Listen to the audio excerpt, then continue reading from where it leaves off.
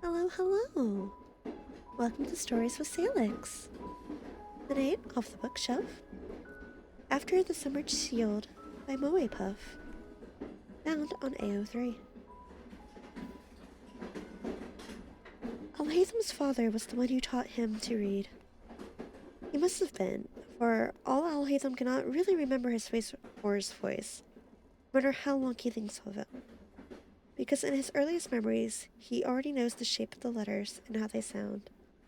While his grandmother never says outright it was his father who taught him, she smiles in a way that doesn't quite feel like a smile and says it does sound very much like something her son would have done.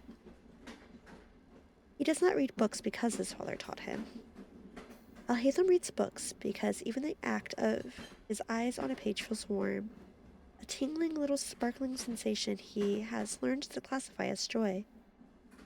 But he does sometimes think on the fact that he's able to do this right now because his father taught him before Alhaitham was old enough to remember, and that also feels warm and a little sad inside his chest. He does not know what to do with the sadness, so he does not do anything with it, and continues to read whatever he can get his hands on, tucked in a chair in whatever room his grandmother is sitting in. Alhaitham learns very early on that he is different from other children his age, without being able to pinpoint exactly when he learns it. Children his age run and laugh and shout, play at being adventurers, and dream up new stories and games as though it were as easy as breathing. None of this is interesting to Alhaitham. He does not mind running around or climbing trees or swimming. Actually, he quite likes reading nested in the branches of a strong tree, where the rustling of the leaves sound like a song. But he does not laugh out loud when things are funny, and the stories that run through his head are, apparently, quite strange to the other children. He finds theirs boring in turn, predictable until they aren't, twisting based on the whims of play instead of what makes the story satisfying to finish. The R&R tell him he's like a sapling tree, that his mind remembers more than his body, and most Nara are like birds, or tigers, or fish. Alhaitham does not think most of the children his age are at all like birds or fish, and definitely not at all like tigers. But he understands there is a point in the differences, so he accepts that this is probably true. The R&R want to know about the stories in his books, so he reads to them. And this is how Alhaitham learns that speaking is not always an exhausting and arduous waste of effort. That words do not have to stick to the back of his teeth like saltwater candy, if the person listening is worth speaking to. He tells this to his grandmother, and she laughs, even though he had not been joking. But Alhaitham treasures the sound of her laughter so much that his confusion doesn't even seem to matter. When he is 7, he goes to the academia and discovers only one thing worth retaining: that even most adults are unbearably boring and not willing to listen to anything he says, which would be less galling if they did not pair this with being so often wrong. They are not worth his time, and not worth his words. The academia itself is loud, the building reflecting so much noise that it feels as though the walls themselves shout. It is a relief, then, when his grandmother tells him that perhaps it is best for him to study at home. Relief turns to wondrous joy, a feeling that is too big for his body and steals his voice. When she then pulls out a box upon box upon box of books, his parents' books, tucked away for safekeeping. I thought it would be a little longer before it was time for you to have these, but these have always been meant for you. These are the records of your parents' wisdom, and now they are yours. He had not understood what his grandmother meant until he had opened one of his mother's books and found it to be a journal full of recorded notes. Chief among them, a decision to name her son after her favorite bird, Deseret's hawk, a desert raptor with plumage the color of a cloudy day. With a name like that, I pray he might fly freely, strong and untethered by the world's expectations of him. Alhaitham cannot remember his mother, Not her voice, nor her face, nor the warmth of her arms. Though he had assumed then that he did not miss her, because how can someone miss what they do not know? When his grandmother comes in and wipes the tears away from his face, and picks him up to bundle him in his favorite chair by the window, covered in heavy blankets, she simply tells him that she misses his parents too. And not for the first time, he feels that her hands tremble when she runs them through his hair. You have your father's wisdom, and so much of his looks. You'll be just as handsome as he was, and you've grown, I expect. But your eyes, the older you get, the more you really do have your mother's eyes. His grandmother smiles that not smile of hers. The one Alhaitham hates the most because he thinks it must really mean that she's in pain, and he hates when his grandmother hurts. But ruffles his hair again. It is a poor substitute for them being here, I know. But by their wisdom, in your face at least, you will still know them. They shall always be with you, my child. They are a part of you. Sadness, Alhaitham learns, is a heavy feeling, and it closes his throat and makes his head ring.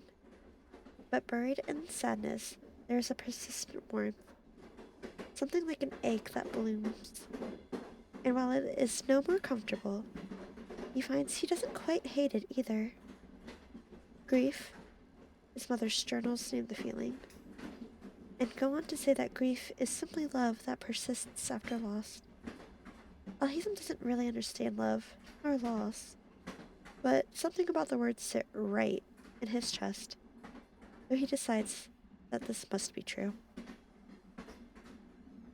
Alhaitham cannot remember his parents, but he knows them through their writings, through the journals, through the pages of notes in his father's books, and the margins could not contain his annotations.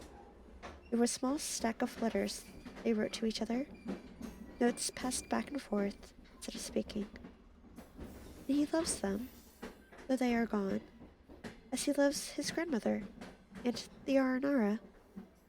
The other children have grown no less strange or boring to him, but he does not need anyone else. There is much to be learned from the dead, as it turns out. Through his mother's journals, he learns that both his parents were much like him, though of the two of them, it was his mother who turned her mind to observing others, and learned better how to align her thoughts along the edges of the world so that she was understood. This exhausted her, and his father never bothered to court that exhaustion. And even his annotations were sharp, half-written thoughts, meant only for those who were already following the pattern he had woven into them. Alhaitham decides early on that he prefers his father's way. He does not care to exhaust himself for people who would not exhaust themselves for him. Alhaitham quite likes books, and he likes his father's books better than his mother's journals, though it is the latter that most often bring that deep ache, and leave him stretching his mind back to try and find a scrap of her voice, because if he could remember, he is sure these words in her scrawled writing would sound like her. Because as it turns out, Alhaitham quite likes words. Words are a recorder and arbiter both. Research papers, runes, academic journals, and textbooks all alike must follow the rules of the language they are inscribed in.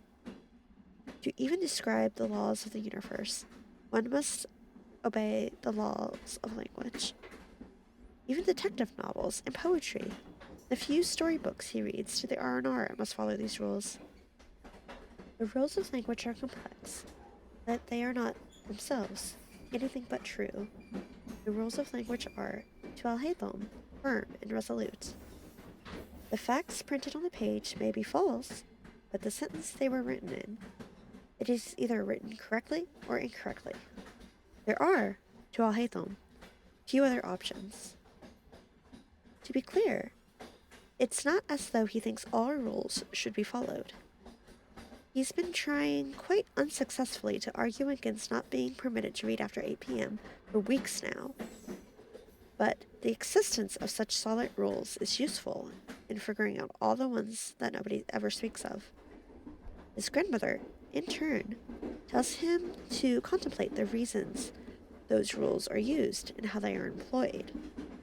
Rules are used for a reason. Questioning even those reasons leads to deeper understanding. There are very few things that are truly absolute in the world, she tells him. The movement of the stars, the path the sun travels through the sky, the ever-forward march of time. These things do not change and cannot be changed, even as all the rest of the world twines and twists around itself, plants seeking to grow. As it turns out, death is another absolute, perhaps more so than any other. It does not come as a surprise. Alhaitham is 13, turning the corner on 14, and his grandmother has been declining for the better part of the year. Arayasa tells him that it is not the same as Marinara, that Nara, like the yearly buds, eventually return to the soil, and one day sprout again. It is not comforting, though he understands Arayasa has tried.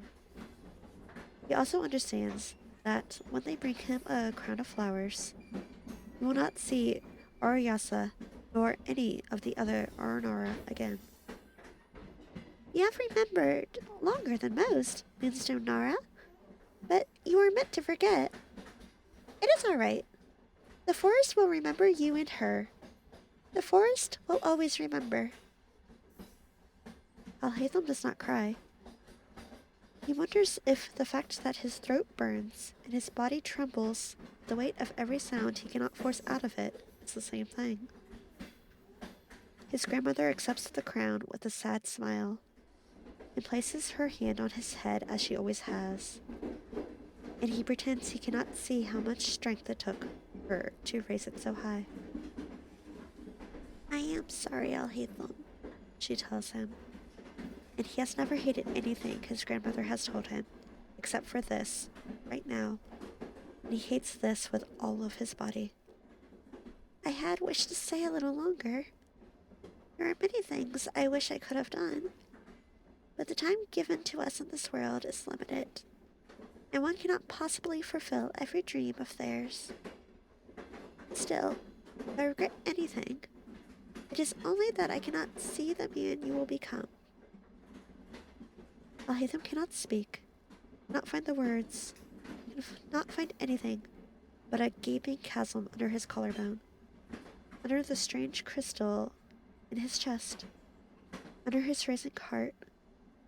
But, as she always has, his grandmother understands, and gently cups his dry cheeks in her hands. Not cry, Alhaitham, my brave young hawk. You are such a smart child. Many people have large egos and a propensity to act on their own, and you are outstanding and possess a broader horizon than ordinary people. He coughs, a rattling thing with the sharpness of a knife, but smiles a little more sadly. This is not a bad thing, but you must take care to have a clearer mind than others. Vain pursuits are but dust, Alhaitham. You must discern your own path with the greatest of wisdom. It seems backwards to him that she has told him not to cry from his dry eyes, while tears slip down his grandmother's face. But Alhaitham supposes that she must know about what he cannot speak, and he wishes that it did not cause her pain at the end. But what could he do? They both know that no one will ever again be able to understand the things Alhaitham does not say. His grandmother takes one of the flowers from the crown and places it in his hands. Dry it out and make a bookmark of it. And remember that a piece of me will always be with you, my child. It rained during the funeral, and for 4 nights after. When the rain stopped, Alhaitham took the entrance exams for Haravatat. These had been the things she'd wished for him too. The academia serves once more as a stark reminder of many things Alhaitham already knows. In a building full of people who turn to the Akashka with blind trust and never question the wisdom within it, his habit of seeking to analyze and explore all facts presented to him is seen as an insult, not a useful habit. So too do people see his habits of correcting mistakes where he finds them as arrogance and condescension. Alhaitham wants no friends within Haravatat storms, and, as he has his grandmother's home and library to retreat to when he cannot obtain a single-person dormitory, he sees no reason to attempt to make peace either. He does not comprehend the amount of useless, meaningless noise these people make. They dance around each other, sounding out their abilities, saying one thing and acting another. All of it bores him, when he can even be bothered to notice. Half his professors are equally useless, simply repeating information uncritically from their Akashka, or bragging vainly about their own research. They, too, don't take kindly to Alhaitham correcting them, so he simply stops showing up to lectures. The House of Dana is all he needs to further his own wisdom, and no one needs to know who is scoring highest on the tests and essays. Such scores are kept anonymously anyway. Alhaitham is fine staying separate from others. He does not bother to chase them away when they crowd around him, but he cannot see a reason to put in any effort to join in their noise. By now, they should have figured it out already. They could further their own abilities by putting their energy into contemplation and comprehension. Why should he be the one to explain it to them? It is another day like this. They have begun to blend together, but he dimly recalls it is February 11th, and he is impatient to check a few bookshops before he retreats into silence. When the pattern changes. "Hey, there you are! Thanks for waiting for me!" Says a boy he's never spoken to before in his life. And when Alhaitham raises his head to ask what the hell he's talking about, he sees that the other students who had invaded his table and had been making increasingly less disguised jabs at him have gone all stiff and pale. And then he sees brilliant golden hair and blood-red eyes and a startlingly beautiful face. And as Alhaitham has never before thought of anyone as beautiful, it catches him enough off guard his voice dies in his throat. This does not seem to bother the other boy. He gives a sharp sideways look at the other students, and scoops up the stack of books next to Alhaitham, and tilts his head to the side. "It's pretty crowded here, huh? Come on, I know where we'll be quieter so we can get work done." Alhaitham notes with interest that the other students actively flinch, and wonders what it is about this boy that has them all gaping like freshly caught fish. But he allows himself to be led away, out the door into the rising gardens, with books that had not been checked out yet. Well, it wouldn't be the first time the Grand Conservator had yelled at him. He's too curious about this stranger to care, and it doesn't abate when the boy sets the books down on the bench and turns back to him, tucking his braided hair back behind his ear with a slightly nervous motion. Sorry, I know that was kind of forceful, but they were just saying the most awful things. Are you alright? I mean, you can't be alright.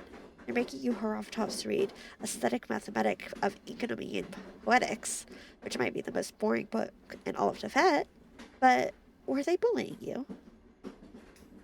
Alhaitham surprises both of them when he bursts out laughing.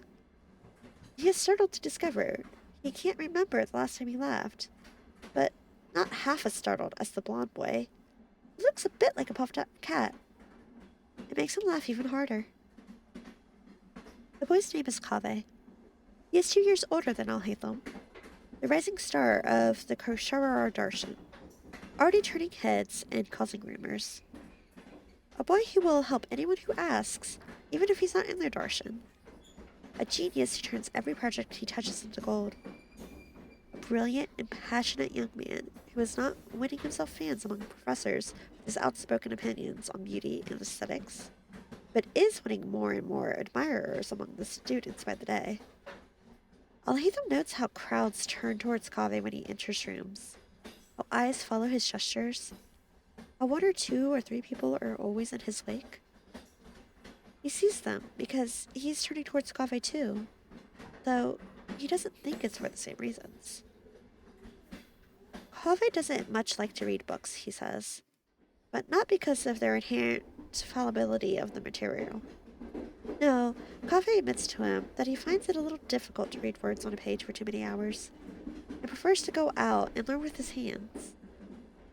What he discovers, he tests, and verifies with his own eyes, his own hands, his own senses. Because of this, Kaveh dislikes the use of the Akashka. He gets in trouble for leaving it off 4 times in the first week Alhaitham knows him. To say Alhaitham is captivated would be an understatement. He sees all the things about Kaveh everyone else does, but Alhaitham is not content with that. He works to find out the rest of the picture.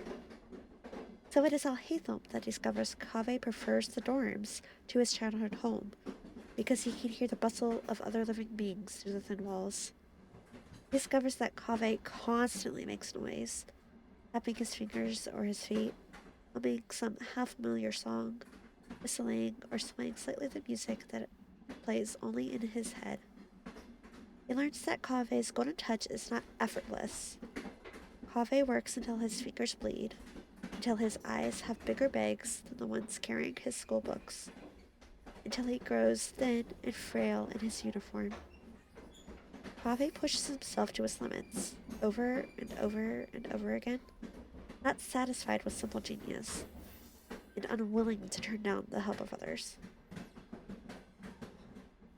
No one ever notices these things. Alhaitham realizes after some time it is because Alhaitham does not allow anyone else to notice these things. He wonders why he has. But if Kaveh has allowed him to see it, he reasons that he should, in turn, try to take care of Kaveh, who is always taking care of everyone. So he follows Kaveh's shadow. Indeed, he gets a nickname for being Kaveh's shadow, for very few people ever remember him as more than a somewhat intimidating creature hanging just behind Kaveh. He pulls Kaveh's attention towards him. Kaveh gets fewer requests for his attention when he's in the middle of a heated debate with Alhaitham, so Alhaitham spends a great deal of time finding material for the next debate. His grandmother's books are of great help, and he quietly asks a few of her surviving friends for some recommendations, though he does not understand why the aunties laugh and ruffle his hair and pat his cheeks, and he only tolerates it because they had been his grandmother's friends. He does not understand why they are teasing him about wanting to impress a boy, and how much like his father he is, though he dimly recalls the pages of letters tucked into his mother's journals. Once his grandmother had recommended he try reading when he was a little older. Alhaitham isn't sure why they come to mind in this situation, until he suddenly is. The day he realizes he is in love, it is when Kaveh has climbed onto a chair in his excitement to refute Alhaitham's points, panting and flushed with triumph, radiant in the light of the house of Dana, which has fallen silent. Kaveh's argument is bold, that to interpret old texts as strictly platonic because the current cultural contexts will find nothing romantic about them is revisionist and unimaginative. But Alhaitham knows that he is right.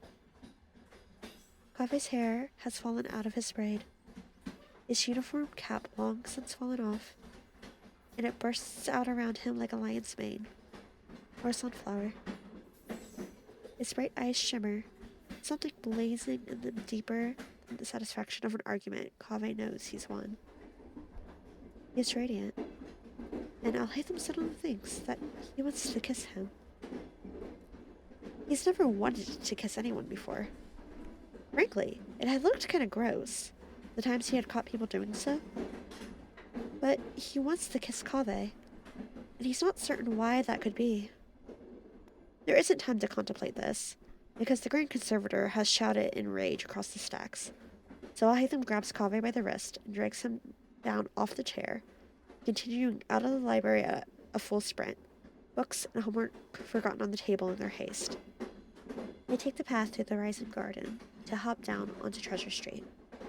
Kaveh had gotten his guidance license last week, but Alhaitham's been using these shortcuts without a license since he's enrolled, and still hasn't seen a reason to bother, scurrying into the shattered corners of the theater and the Grand Bazaar. In truth, there's no reason to outrun this far. It isn't as though the Matra will be sent after them for the sin of yelling in the house of Dana, and one of Kaveh's classmates will collect all the materials, even Alhaitham's, in the hopes of winning some favor.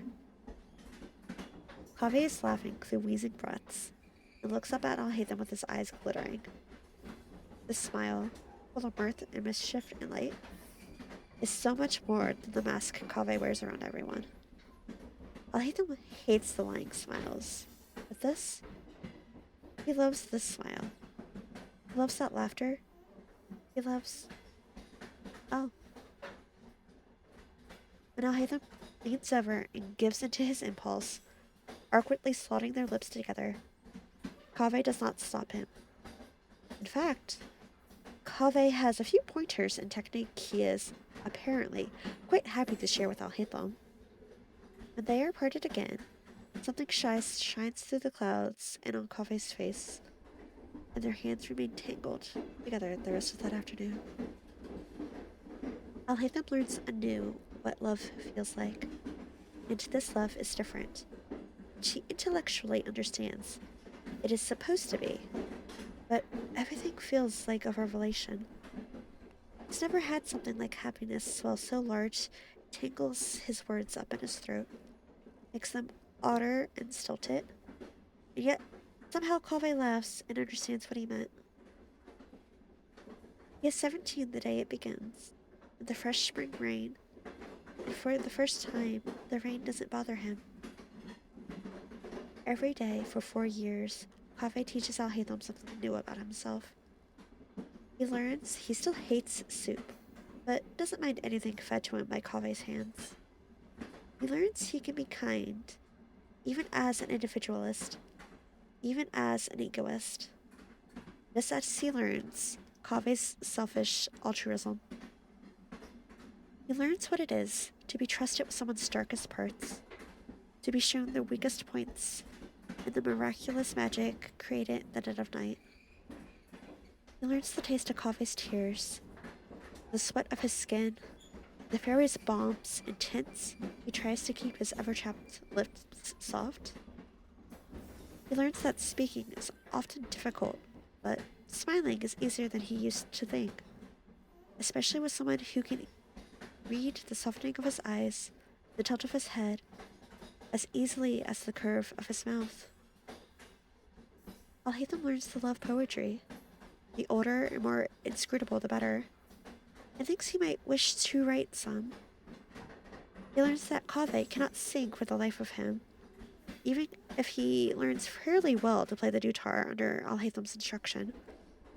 But he also learns to love the soft, amazed look in Kaveh's eyes when Alhaitham sings. He learns that the music he loves sounds better when he shares it with Kaveh. If only that was all he had learned. He learns that watching someone destroy themselves is a far greater pain than watching the merciless hand of time lead them down the road, and learns the fear and anxiety that comes with loving someone who uses themselves as kindling. Kaveh teaches him so much, but remains incomprehensible. Alhaitham tries to understand. It can't. The thesis they started was only supposed to be meant for them. Why does Kaveh need to surround himself with others? Why does he not see that he's only hurting himself? Why can he not see that the absolution he seeks will never be enough? Alhaitham's 17 the day he first falls in love. He is 21 the day he breaks his heart. Alhaitham had always thought himself good with words, and always known that others often do not understand how he uses them. But his grandmother had always understood. He had taken for granted that Kaveh understood it too. You are hurting yourself. I am scared, he wants to say. You don't need to do this. You are going to get yourself killed for people who do not value you. I value you. I want you to live. Isn't that enough? What he says instead is the most logical argument, because he knows it is more convincing in his bones. It is the most correct argument. He will hold up a mirror to Kaveh, and Kaveh will understand and patch his bleeding heart, and he'll be okay. Alhaitham learns the terrible weight of his mistake the moment the words leave his mouth. He knows that the look in Kaveh's eyes, wild and terrible and broken, will haunt him behind his eyelids until he dies. He understands too late that the weakness he had been trusted with was a single weak point in Kaveh's indomitable heart. And instead of holding up a mirror, the truth, the irrefutable evidence, has shattered Kaveh to pieces. 4 years of living and learning, and all of it is gone in a single terrible instant. I don't want to see you again. I should never have spoken to you at all. And what could Alhaitham do? For all his fury, for all his pain, for all his burning anger. How dare Kaveh tell him he doesn't care? What can he do? The words will mean nothing now. It is a terrible weight to betray someone's trust in you by accident. It is a terrible wound to have your trust in them so betrayed. Alhaitham removes his name from the thesis and puts his copy of it away where he will not see it. He does not go to Kaveh's graduation in the months after, and it is the first promise he ever breaks to him. But I don't want to see you again. His fury doesn't abate. It feels like it will never abate, just like the hollow, empty weight in his stomach, or the strangling tightness in his throat. Alhaitham hasn't spoken a word to anyone in days, weeks, months. It doesn't matter. None of it matters. But that fury has to go somewhere, and he unconsciously seeks to publish it in journals he knows Kaveh reads, even though Kaveh's responses make something coiled dark and nauseating in his gut. Kaveh had claimed Alhaitham did not care about others, had said he did not feel anything about these subjects.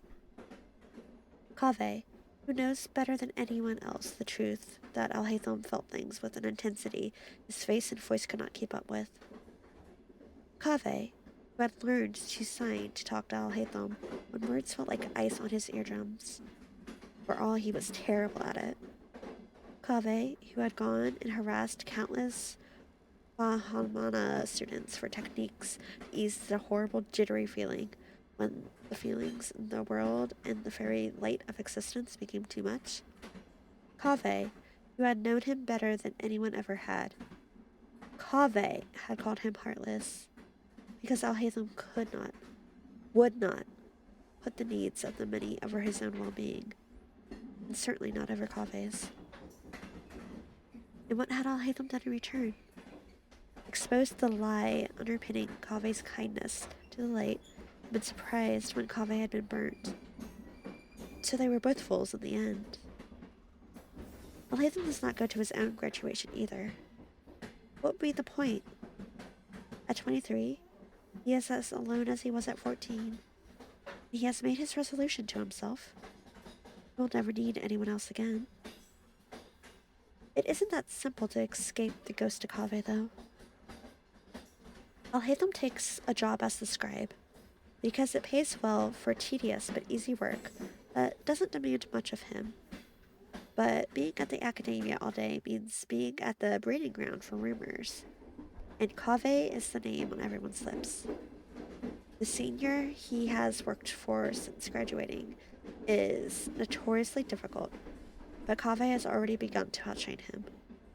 Time after time, he works aesthetic beauty into practical work, despite the detractors, and every time, people laud the results as though they had not called Kaveh a fool and a troublemaker when he makes the proposals. Alhaitham hears Kaveh's name everywhere. He makes himself soundproof earpieces and a music player. But these too are Kaveh's ghosts. Blueprints Kaveh helped him design.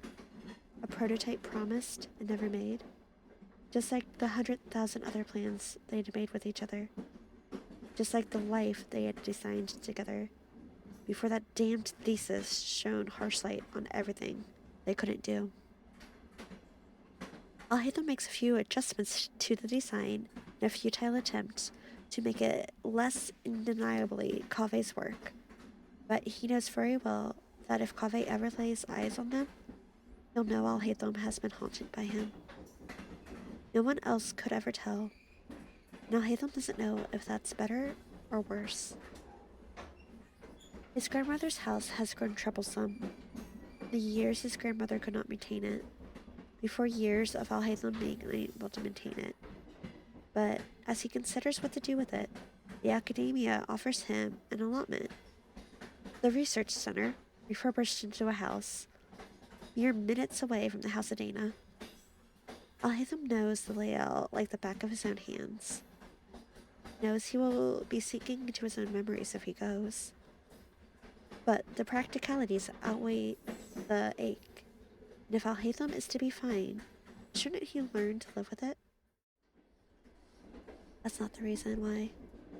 Maybe lying to himself is another thing he learned to live with it. Kaveh doesn't even reject the allotment in person. He sends a message through a third-party courier, not even a friend, saying he doesn't need a house in a short, curt message. No anger rests in it. No feeling rests in it at all. Alhaitham doesn't know what he had hoped for.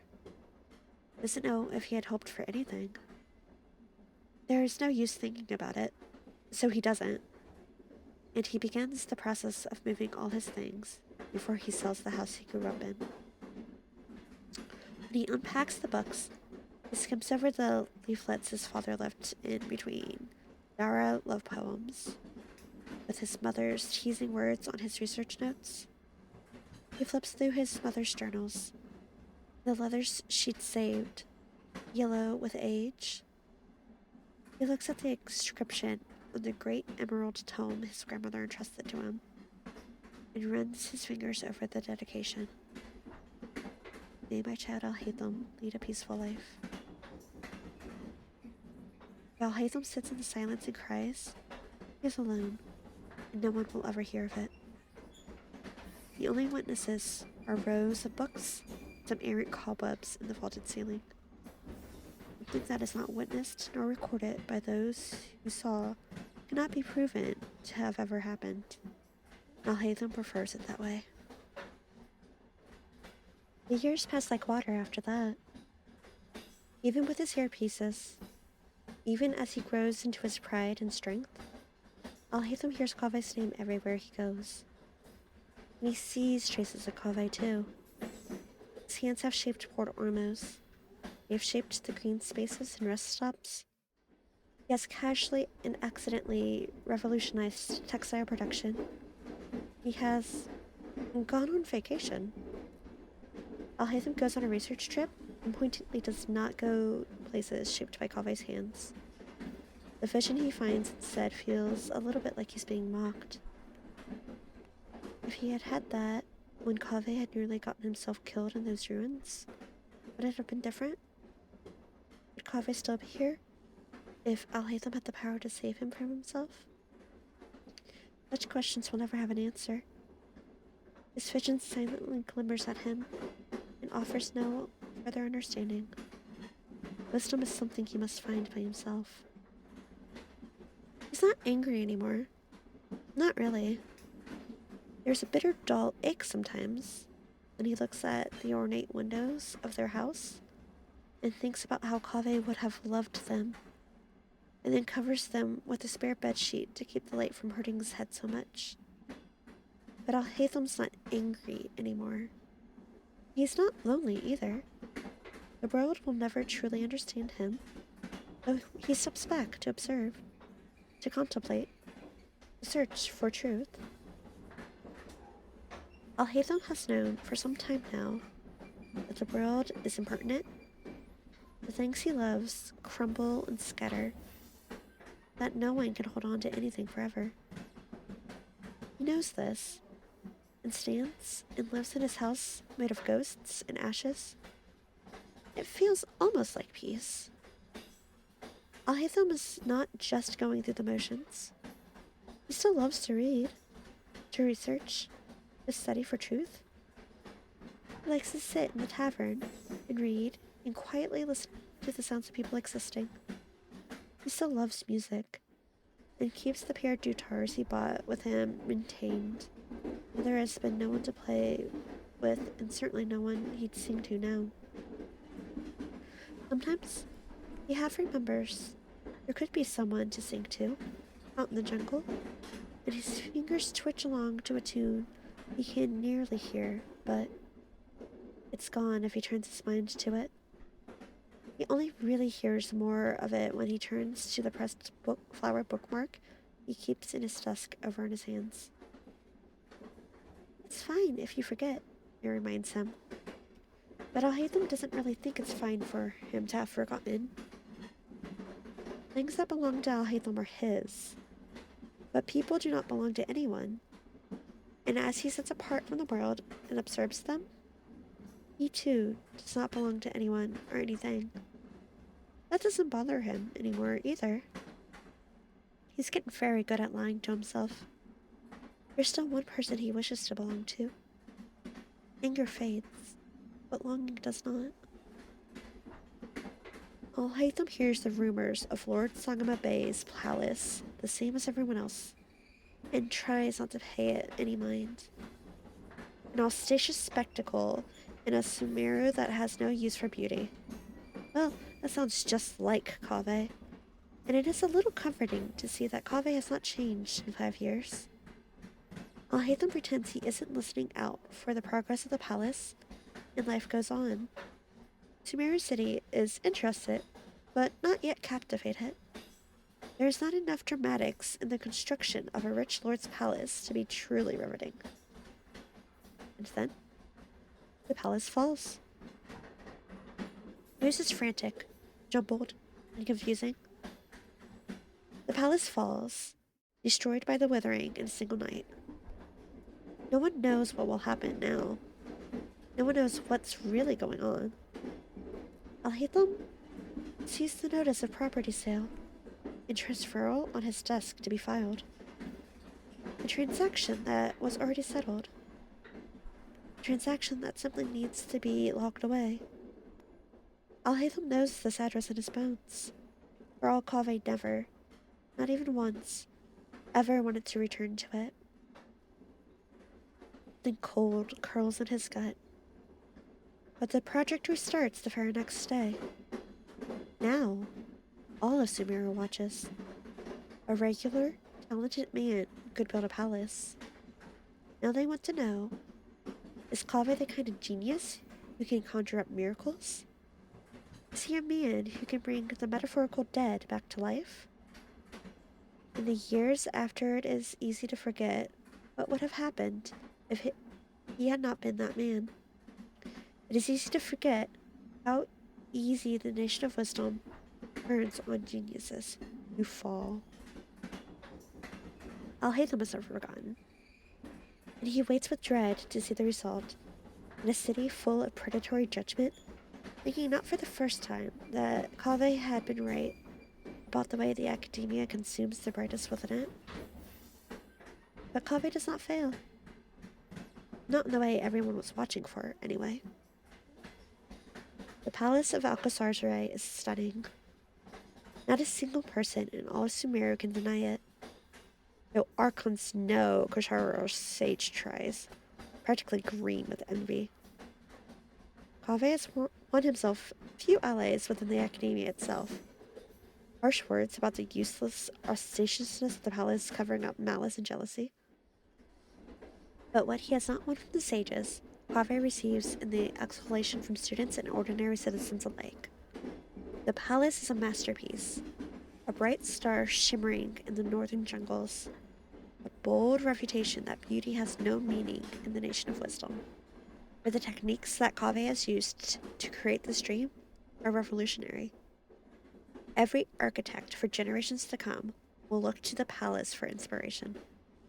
Not the great tree, not Port Ormos, not a single thing the academia has made, but at the palace. They call it Kaveh's magnum opus. Alhaitham can't help but contemplate the fact that a magnum opus is usually only decided just before death. He's not consciously seeking Kaveh, of course not. He has not been wondering if Kaveh is really alright after doing something impossible when he goes into Lambats to pick up some alcohol for the month. Alhaitham really, truly wasn't looking to find him there, waving off admirers and well-wishers with an easy, radiant smile, the same one he'd used in school. When eyes drop off him, the mask falls, and Alhaitham's heart drops. He'd have been fine, truly, if his shimmering anxiety had been unfounded. If Kaveh had truly changed and grown and been alright. This is worse than he'd ever feared. Without his smile, Kaveh's light is guttered, nearly gone. His cheeks swallow and slightly sunken, eyes heavy, skin ashen, and his hair dulled. His nails are bent down to nubs, and his hands bony. Fury sinks icy claws into Alhaitham. How has this happened? How has a nation that loves Kaveh let this happen to him? Why has no one stopped whatever this is? Because, his treacherous mind reminds him, no one but you has ever seen him for what he is. Alhaitham has been alone for 5 years, and he is fine with that. It truly never crossed his mind that Kaveh would be left alone, that the crowds of people who flocked to his presence would not have filled in the space Alhaitham left behind. It's a sticky, uncomfortable thought to find out how wrong his assumptions about Kaveh are again. And now he stands at a crossroads. Never want to see you again. Alhaitham takes the seat across from Kaveh without so much as a word. He watches Kaveh start to put on his radiant mask and freeze when his tired eyes comprehend who they are saying. Alhaitham didn't think he'd changed that much. It wasn't as though he had gotten any taller. What did Kaveh's memory of him look like that he's so startled by the real thing? There's a silence that stretches out between them. The weight of years, the uncertainty of not really knowing each other, after having once known the other better than themselves. What happened to you? Kaveh tenses at the question, and so many of his gestures haven't changed. Shoulders curl upward and inward. His chin lifts in an indignance, then drops with his exhaustion. His fingers curl his hands into fists and pull them closer to his body. And Alhaitham braces himself for Kaveh's lies to come pouring out of his mouth again, or to be told to go. But neither of these things happen. Kaveh goes limp, not relaxed, but as though he no longer has the energy or spirit to fight. Puts his elbows on the table and his head in his hands, and tells Alhaitham everything. It's not just the palace, and the disaster of the withering. Not that Kaveh sold off everything he had in pursuit of the dream. No, he traces the path back, all the way back. The grueling hours of work under his senior's firm, the derision and scorn every suggestion of aesthetic beauty was met with, the unreasonable demands of clients, and the underlying threat that any misstep could be what ended the career Kaveh so desperately loved. And Alhaitham hears things Kaveh doesn't say either. His house is empty, so Kaveh overworks to never be alone in it. That he could not be happy, not entirely, for his mother's healing, and the guilt of that tears into his cracked heart. That he has spent half a decade cutting himself to fit into the box the world makes of him, because to shrug off the shackles of public opinion means standing alone fearlessly, and Kaveh fears his loneliness more than anything else in the world. That Kaveh's broken heart has never mended, and he has poured his entire life into trying to fill that hole. Alhaitham does not miss the shimmering vision Kaveh bears, and wonders what exactly Celestia demanded of him that he had not already given years ago. Regret tastes bitter and alkaline, but Alhaitham swallows his. There is not room for them both to choke on their guilt, and Alhaitham doesn't need any help. Kaveh, though. By the time Kaveh's words have crawled to a stop, stumbling with wine and weariness, Liam has not very subtly pushed them out the door, and Kaveh stands there in the dark of the night, swaying on his feet, staring out into the gloom. How has realizing your ideals gone for you? Alhaitham asks him, wondering, hoping that something about this was worth it to Kaveh. He himself cannot see anything, not even the palace, worth having destroyed himself before he's even turned 30. It is not the financial insolvency or the homelessness that is the worst of the damage. It is the gaping, bleeding wound Kaveh's torn into himself, do what others cannot. Kaveh is so quiet, Alhaitham fears he will not answer. But he does, finally, in a cracked and quiet voice, provide a rebuttal to a years-old argument. And even if he had been worn down to his bones, there is something like conviction that burns in it. I know I've gone about this all wrong. Backwards and sideways, certainly. But even if I did it wrong, even if I'm selfish, it still means something. Does it matter why you've fed someone who's starving? If it still silences the gnawing in their gut? Will the food turn to ash in their mouth because I did it to make myself feel better? It won't. It doesn't. Kaveh's eyes never turn away from the street he stares down, and the single flickering lamp in a distant window. It means something to someone, and it will still mean something to someone long after all of this is dust. It is still worth doing, even if I won't see the fruits of it. Alhaitham thinks of his grandmother, and thinks of her final plea, and takes Kaveh by the wrist, leading him through the dark streets, back to a house Kaveh should know just as well as Alhaitham does. There's still so much left to learn from Kaveh. There's still so much he can see more clearly when Kaveh is nearby. He's not sure what his end goal is now, except to see Kaveh healthy again. But that is an endeavor that will take time, and so Alhaitham will learn everything he can from Kaveh while he is here. He is not a man who prays, but if he were, prayed he'd learn how to keep him here this time. As it turns out, living with Kaveh is a lot like trying to rehabilitate a stray cat. For weeks, Kaveh flinches at his own anger, creeps around the house as though he's afraid to leave any trace of his presence. When he fetches the few boxes of his own belongings left in a storage locker at the academia, he does so with careful attention to timing, so as few as people as possible will see him. It is painful to watch Kaveh being so small and tired and scared, and Alhaitham doesn't know how to comfort him, doesn't know how to pull him out of the water and convince him he does not deserve to hurt like this. He does know how to rile Kaveh up, though, and so that is what he does.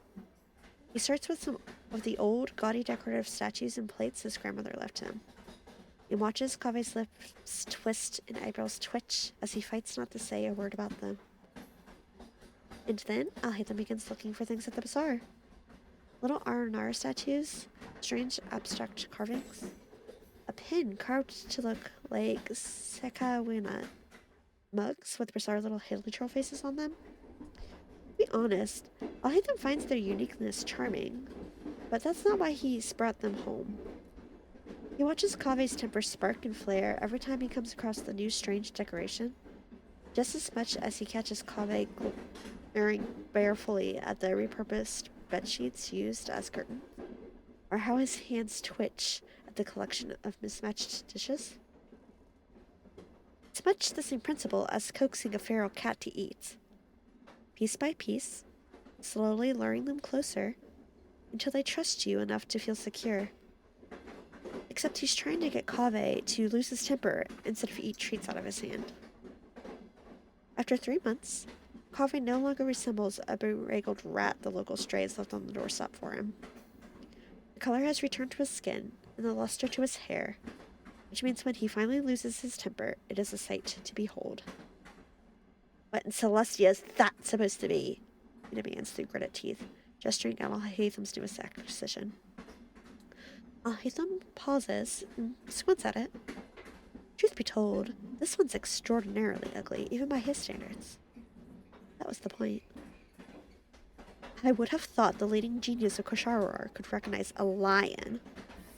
That doesn't... It looks nothing like a lion! Kaveh explodes in indignation and fury. Alhaitham promptly stops hearing a single word out of his mouth, instead captivated by how his eyes shimmer and his cheeks flush. Anger brings health back into Kaveh's body, and so Alhaitham decides to continue with this method of treatment. Kaveh demands to dispose of the wooden lion. Alhaitham replaces it with 2 more. Kaveh tries to spend his paycheck on matching dishes and curtains, and Alhaitham snatches them right out of Kaveh's hands at the market, then goes back and buys them anyway. He keeps an eye on the message boards and picks fights, because when Kaveh goes off on some inane research dive for a month to prove an inconsequential and useless point, he does not sit in his room and stare blankly at the wall. The house becomes filled with Kaveh, shampoos and conditioners, and ridiculous collection of perfumes cluttering the bathroom, the kitchen stocked with fruit, the coffee grinders in multiple rooms of the house. Alhaitham had thought Kaveh would have been a drastically different man after all this time. And it isn't as though nothing has changed. He doesn't know how to talk and joke with this new Kaveh. He can't ever seem to make him smile. But underneath that is still the Kaveh he knew and loved. The same passionate, gullible man who cares too freely about everything. The same impulsive and tempestuous fool who believes the best in everyone, but himself and Alhaitham. He is still Kaveh, and every day he becomes more himself is another day Alhaitham is reminded that his anger and resentment faded with time, but his love did not. It overflows in him, as it did when they were students. It strangles his throat and ties his tongue, and he cannot remember to be careful around Kaveh, to measure his words for the maximum result, for the least effort involved. He can never remember that Kaveh is still fragile, still cracked, and that Kaveh cannot see him through anything but the broken lens of what they used to be. It hurts every time Alhaitham is reminded by the bitterness in Kaveh's anger.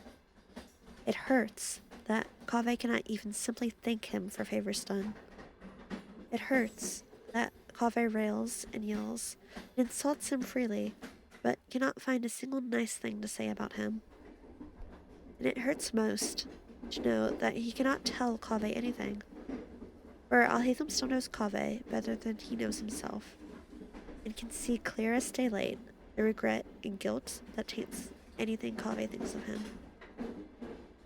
He knows that if Kaveh sees Alhaitham's actions for what they are instead of what he imagines them to be, he will respond with obligation. There is little chance that Kaveh would ever trust Alhaitham again enough to love him. Alhaitham makes his peace with that, but that does not mean it doesn't hurt. He reminds himself that this is temporary, as all things are, and that Kaveh will vanish from his life again when his feet gather underneath him. Alhaitham already only ever meant to make sure Kaveh was safe enough to heal. He will not take what Kaveh does not offer him freely. It hurts. It hurts so much, it makes his tongue sharper than he means it to be, makes criticism harsher and tone colder. Kaveh does not know that all of this is for him, and how could he?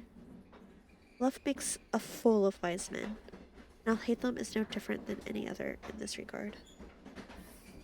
1 year after Kaveh moves in, he is sent to the desert on a commission that is absolutely Kasharar's sage being a petty bully. He takes with him the semi-sentient toolbox he had made 4 months previously. Kaveh, am I going to have the Matra on my doorstep once anyone sees this? Of course not. I didn't research machine life forms. I simply installed a core in a new body. Besides, it's fine if nobody reports her. Are you? And the house once more becomes unsettlingly quiet. Alhaitham discovers he can't stand to be there, constantly drifting from room to room, seeing traces of Kaveh's presence, but not Kaveh.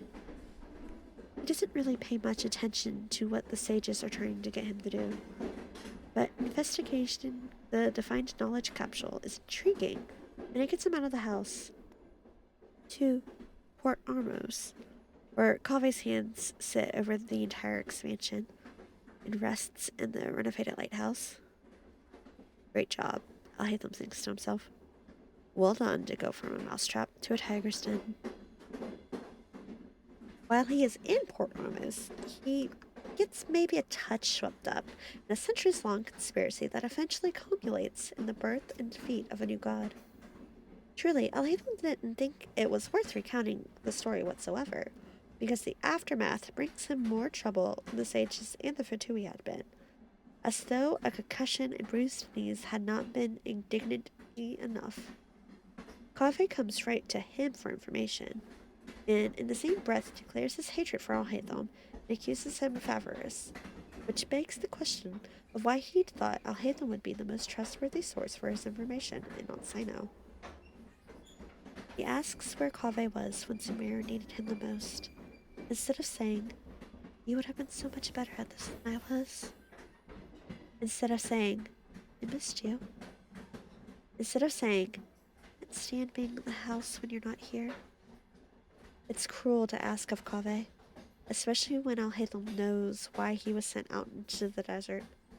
But Kaveh shrugs it off, after buckling.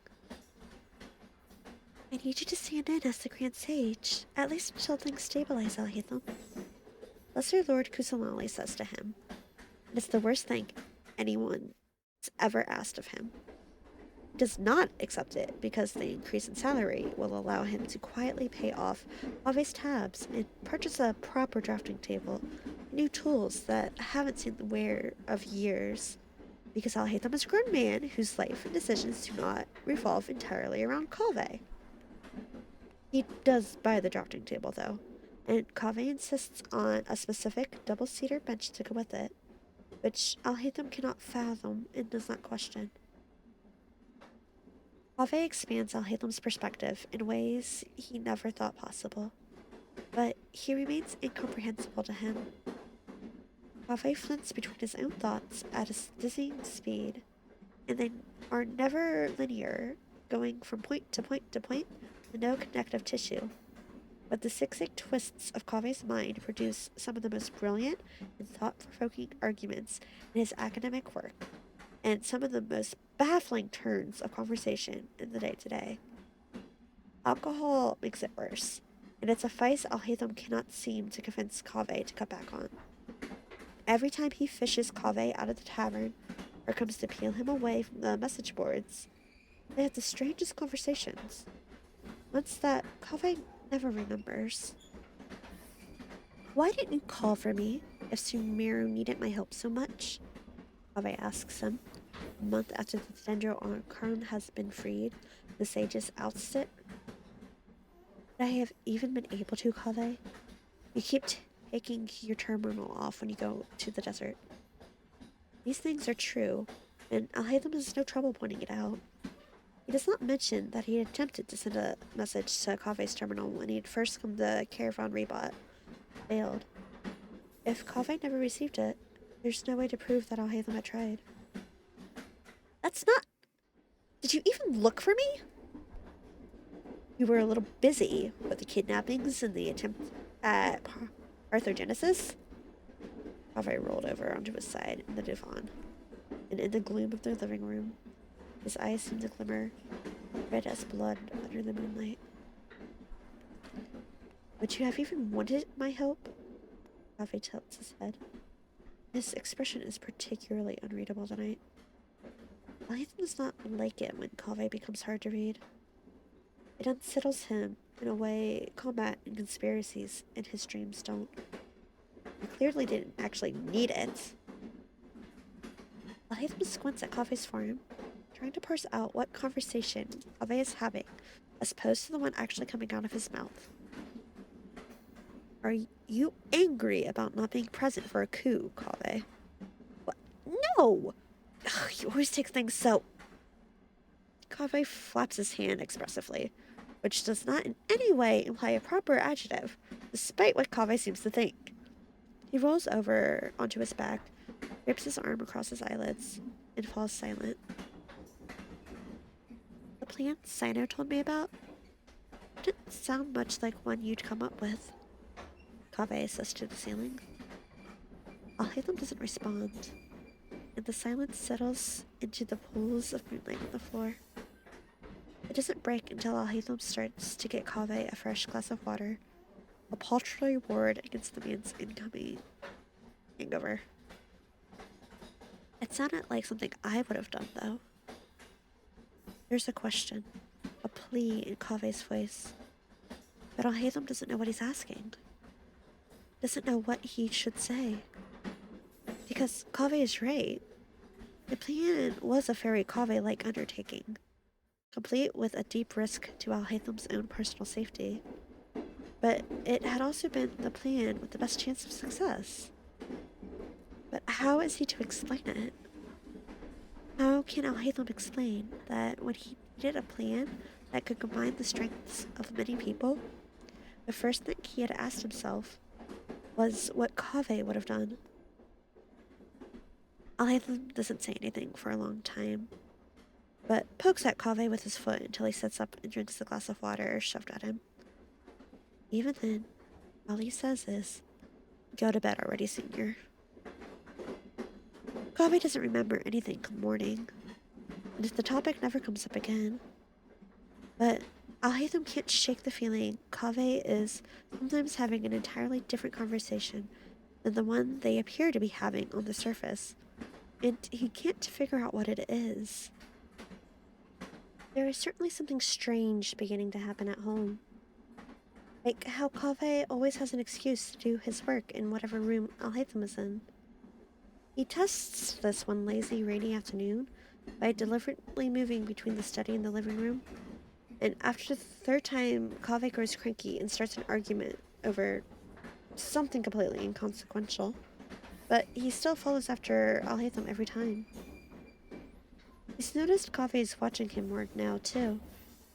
He seems as though he wrestles with himself, face stormy, eyes narrowed, but sometimes Alhaitham catches a different look on Kaveh's face, and almost wishes he hadn't. Not because he hates it, but quite the opposite. Sometimes he catches Kaveh looking at him the way he regards his models or canvas, eyes brilliant and blazing.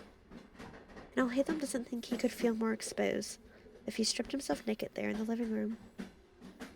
What does Kaveh see when he watches him that way? What is Kaveh learning about Alhaitham? It certainly doesn't seem to be how to understand what Alhaitham is saying. Whatever Kaveh is wrestling with, he seems to be growing more frustrated by it. But Alhaitham is not a mind reader. If Kaveh doesn't tell him, he can't know. So he doesn't say anything about it. When Alhaitham first comes across files on Sachin, it's before he's been asked to be a commentator on the Inner Darshan tournament, as the preparations are beginning. He is the scribe again, after all, and pulling out the files on Sachin's instructions means taking them out, and something about the timeline catches his attention. Kaveh has only told him the story once, nearly 10 years ago now, but Alhaitham remembers it still. 20 years ago, at the first tournament, a man lost, and then shortly thereafter died, leaving behind a wife and a child. It wasn't considered that remarkable, but something about that timing pulls at him. So, when the sages, only 2 of the 4 missing ones had been assigned, much less a grand sage, but combined with the captured 2, they still form a quorum. Approach him to commentate on the tournament. Alhaitham takes the excuse to continue investigating Sachin. If his hunch is wrong, the tournament is an annoyance. But if it's right, then he's not sure what he expects to happen. But he doesn't think Kaveh could twist this act into malice or condensation. Maybe, this time, he'd learn that he doesn't have to hold his guilt to his own throat so tightly. Naturally, because Celestia likes to laugh at Alhaitham, Kaveh is nominated as Kasharar's representative. And, of course, he mumbles something about wanting to buy his own place. Move out. It's not as though he needed to tell Alhaitham beforehand. And it's not as though he wants to prevent Kaveh from financial independence. Hadn't this entire thing been meant to be temporary? All things are. So, of course that included Kaveh's presence in his house. So, it's fine. Kaveh's doing much better these days. So everything's fine. As it turns out, Alhaitham's actually terrible at lying to himself when it comes to Kaveh. Kaveh spends the competition at odds with himself. Are you really going to stand in the way of my victory? He asks, as though Kaveh hadn't just turned down points minutes before. Alhaitham's not standing in his way. There's the thought. You could stand in Kaveh's way better than Kaveh does. He wants to. He wants to grab him by the shoulders, shake him, and demand to know what he wants. What does Alhaitham need to do? Why do all his attempts to show Kaveh any bit of kindness turn out so wrong?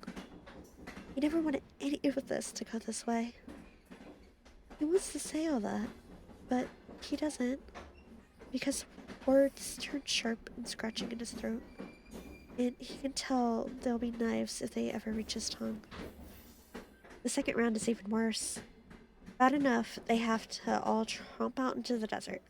There's so much sand. There's so much sand everywhere, and somehow all of it is in Alhaitham's shoes. Bad enough his suspicions are all but concerned. But Kaveh, who should have completed this task only a little less easily than Sino, vanishes for most of the day until nightfall. Of course, they get it. It's fine, but it was a narrow miss, apparently. A narrow miss, and Kaveh has the audacity to recount the story to him later, as though it were a triumph, and not that he nearly got himself killed in the desert because his misplaced empathy landed on desert foxes who would have, objectively, been fine once the ley line disruptors were shut off. For the first time in 6 years, Alhaitham's temper boils all the way over. What do you want, Kaveh? That's what he wants to shout. What do you want from me? From yourself? From anyone? It begs the question why we place importance on seniority at all. It's just another way of saying that Kaveh was supposed to teach him things that Alhaitham can't understand, not leave him even more lost and confused. Kaveh brandishes his intent to move out like a weapon, as though he knows Alhaitham wants him to stay.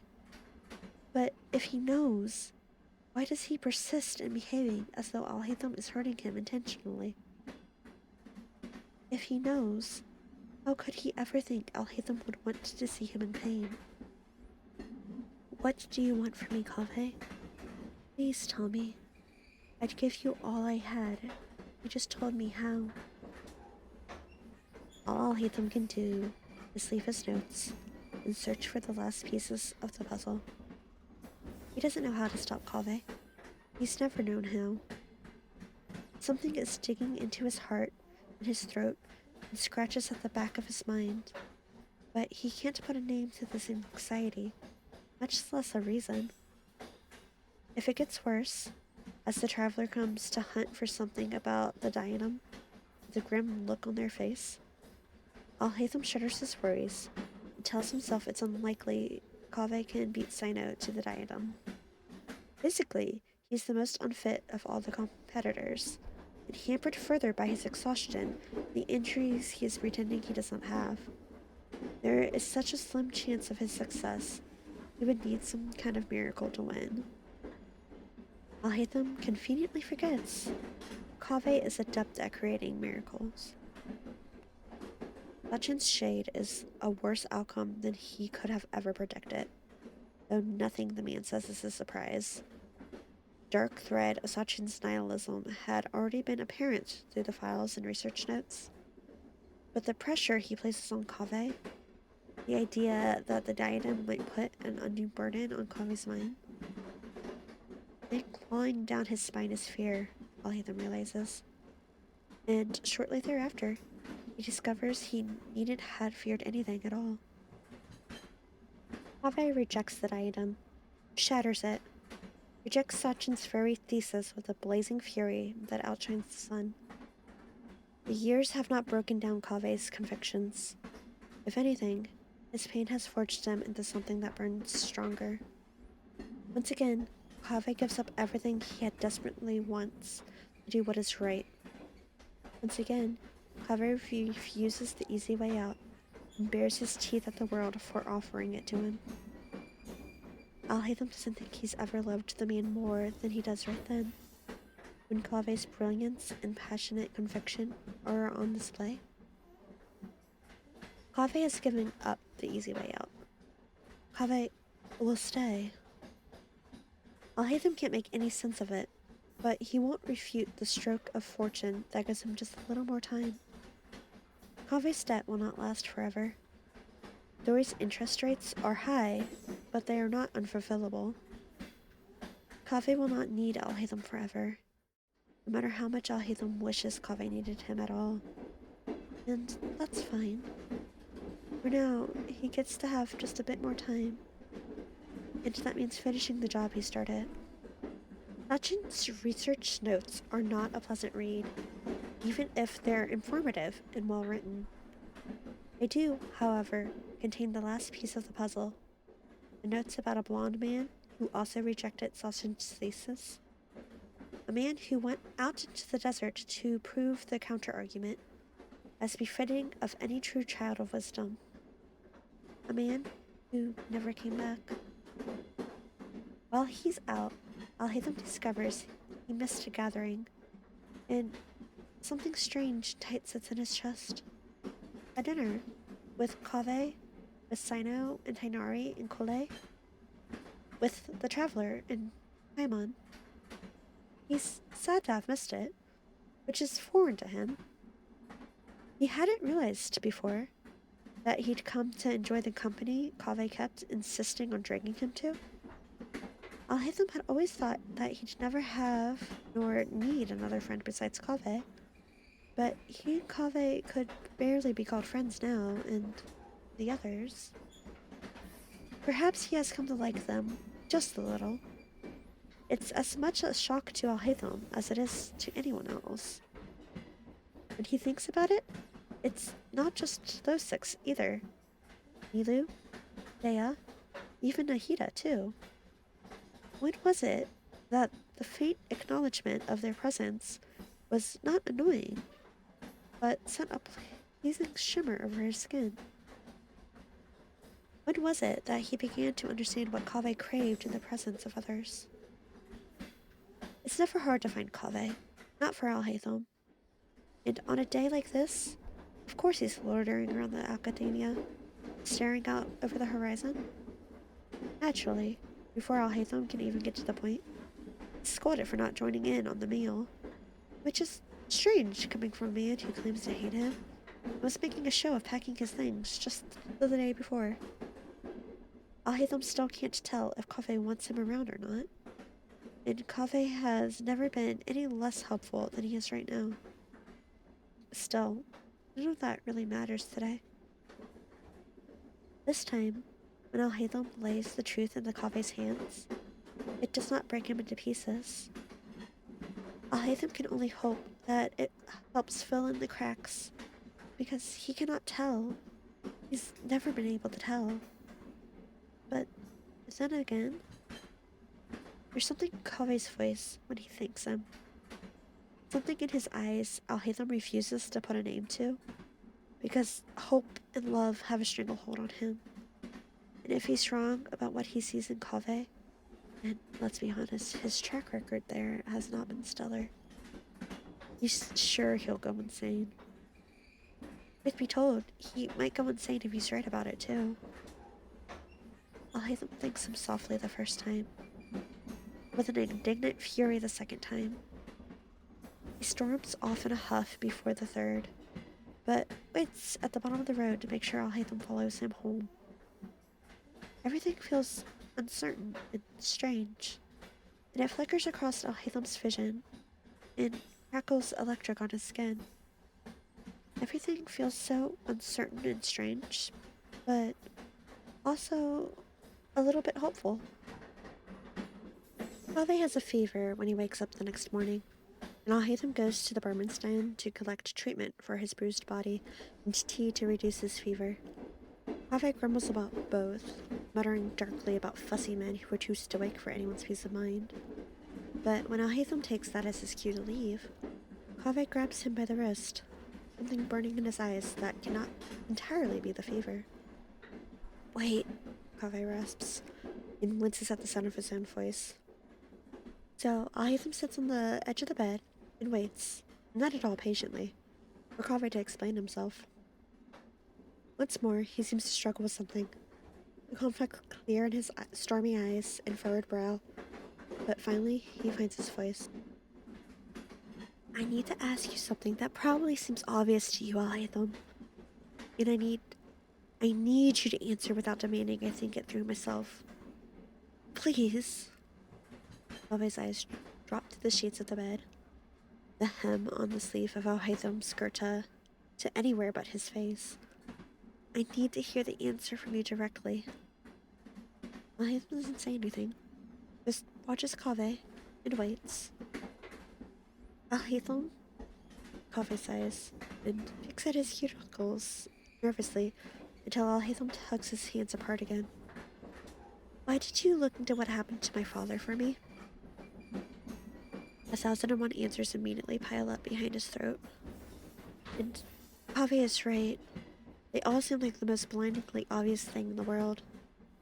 But they're caught up and tangled, and Alhaitham stares hopelessly at Kaveh, because his throat will not obey him.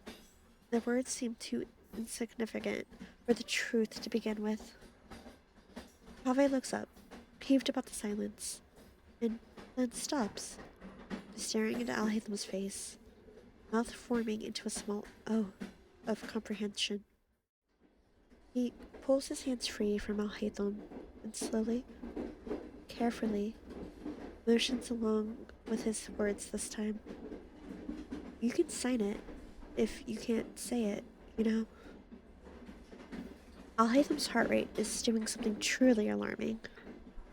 He never expected Kaveh to still remember how to make these signs, but it's more than that. As students, Kaveh signs sloppily, imprecise and hard to catch, too impatient and too full of energy and emotion to let his fingers get the proper shapes.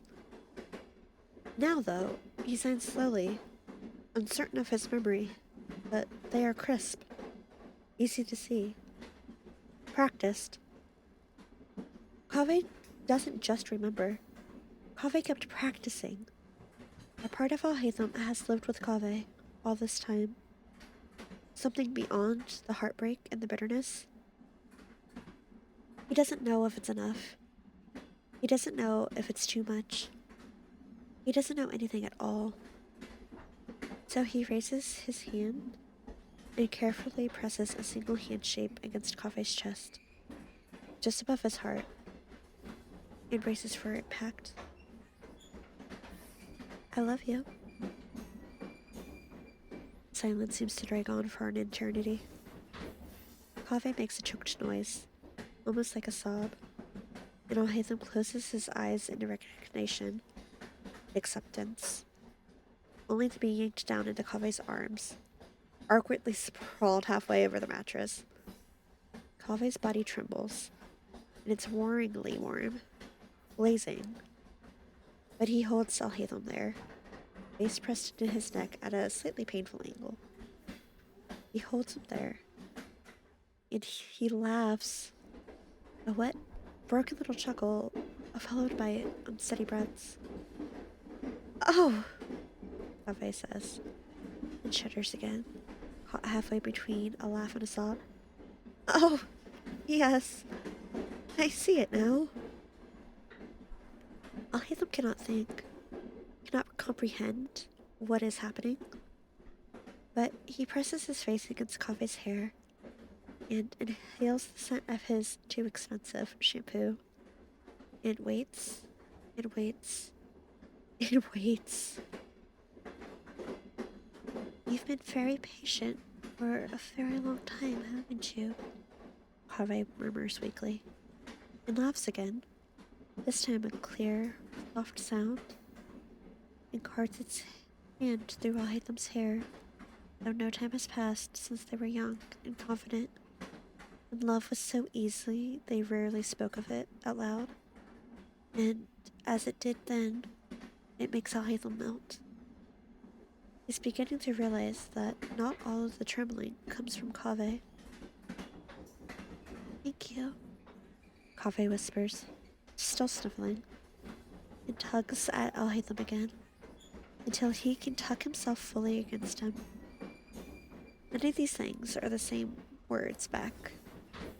None of these things are an explanation of what Kaveh has wanted from him. But Kaveh presses a hand over Alhaitham's heart and forms it into a shape they both know. And it's not enough, but it's a start. They are older, and they are wiser. And if Kaveh cannot understand or see what Alhaitham means, then Alhaitham can teach him. And if Alhaitham can never make sense of anything Kaveh does, then Kaveh can teach him too. After all this time, Alhaitham thinks, that might be what peace looks like. That is all he's ever needed.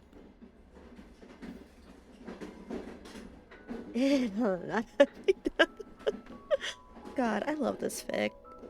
Moepuff does such good works. Ugh. I asked for their favorite a while ago. I've meant to do this like 4 months ago or something like that.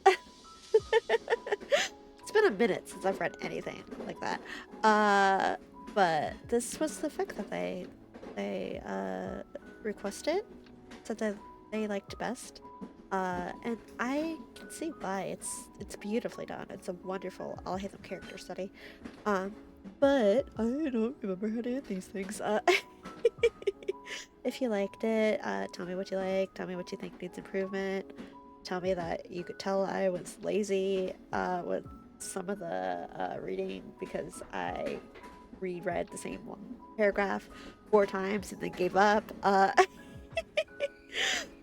Go check out moepuff on AO3 and on Twitter and on all the other things that they are found on. And yeah, it's been fun. Thank you for hanging around.